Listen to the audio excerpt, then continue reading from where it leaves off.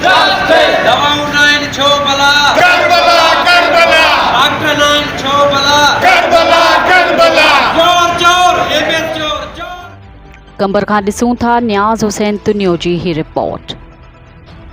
कंबर DHQ अस्पताल में ऑपरेशन थिएटर जे इफ्तिताह दौरान ॿाहिरां आयल टीम अॻियां शहरियुनि जो एहतिजाजी मुज़ाहिरो, चोर चोर MS चोर जा नारा। कंबर DHQ अस्पताल में ऑपरेशन थिएटर जे इफ्तिताह लाइ आयल आगा खान अस्पताल इस्लामाबाद जी टीम OT जे डोनर ऐं फॉरेन खां आयल टीम जे पहुचण जो ॿुधी कंबर जा शहरी वॾे अंग में DHQ अस्पताल पहुची विया। विज़िट करण दौरान आयल टीम अॻियां चोर चोर MS चोर जा नारा हंया विया। इन मौक़े ते मुज़ाहिरीन एहतिजाज कंदे चयो त कंबर जे DHQ अस्पताल में डॉक्टरनि समेत दवाउनि जी खोट आहे। इमरजेंसी में ईंदड़ हर मरीज़ खे लाड़काणो मोकिलियो वेंदो आहे। गुज़िरियल 8 महीननि खां शुगर जी वैक्सीन अणिलभ आहे, जंहिं सबबि शहरी परेशानी खे मुंहुं ॾेई रहिया आहिनि। हुननि जो वधीक चवणु हो त DHQ अस्पताल में डॉक्टरनि जो खोट आहे।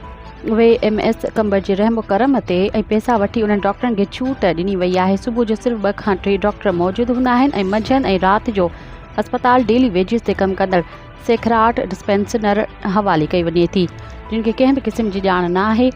न वरी मरीज़नि खे हुते दवाऊं ॾिनियूं वेंदियूं आहिनि। सालाना ईंदड़ बजट खे MS कंबर पंहिंजे ज़ाती मिल्कियत सम्झी करे हड़प करे रहियो आहे, पर उन्हनि खां को बि पुछण जे लाइ तयारु न आहे।